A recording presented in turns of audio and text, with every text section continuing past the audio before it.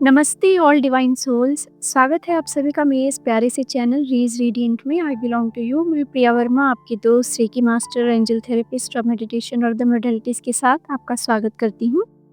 ओम नमः शिवाय। जैसा कि हम सब जानते हैं, 2025 मंगल का वर्ष है, यानी कंप्लीशन का वर्ष व ट्रांसफॉर्मेशन का ईयर। इस साल सबका मंगल ही होने वाला है।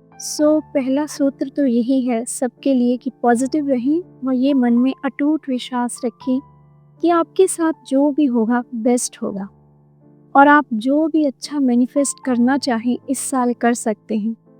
लेकिन इन सब कार्यों की प्राप्ति के लिए जो महामंत्र है वो है सरेंडर, यानी समर्पण।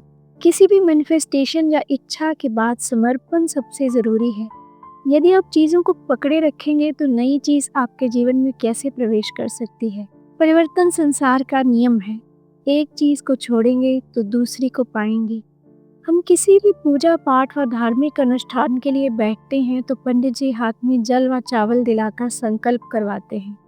वह उसे छोड़ने के लिए कहते हैं, यानी हमने अपनी इच्छा बोली व यूनिवर्स में छोड़ दी। यही हमारी मैनिफेस्टेशन प्रक्रिया के लिए होना चाहिए। जो भी इच्छा हो, चाहे आप उसके लिए मंत्र जप कर रहे हैं या जर्नल लिख रहे हैं, जितने दिन का भी संकल्प हो वो करके सरेंडर कर दें। उसे पूरा करना यूनिवर्स का काम है। आप निश्चिंत हो जाएं, उसके बारे में बिल्कुल ना सोचें। यदि वो विश जेन्युइन है यानी कल्याणकारी है तो 100% पूरी होगी। अब सवाल उठता है कि समर्पण की भावना पक्की कैसे हो। उसके लिए ध्यान में उतरना बहुत ज़रूरी है। जितना आपका ध्यान गहरा होगा उतना ही आप परमात्मा के प्रति समर्पित होते जाएंगे। इसके लिए फेथ होना बहुत ज़रूरी है।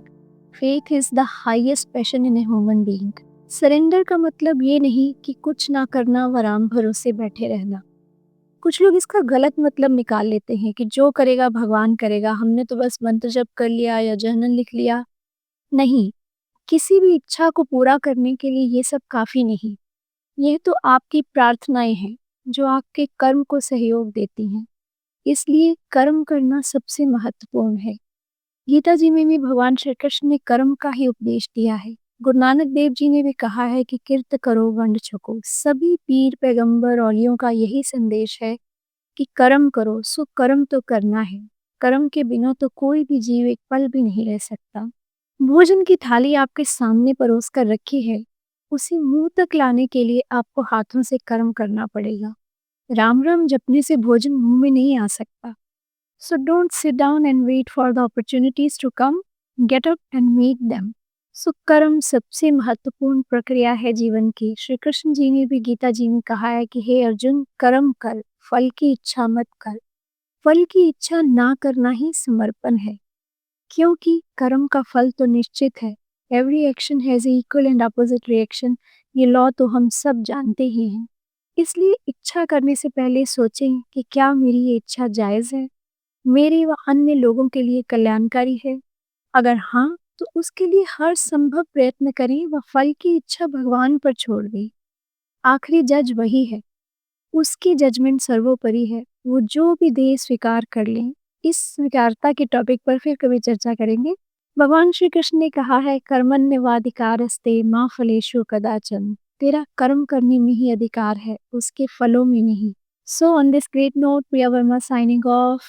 Thank you. मस्त रहें, स्वस्थ रहें, खुश रहें। और चैनल सब्सक्राइब करें। Thank you.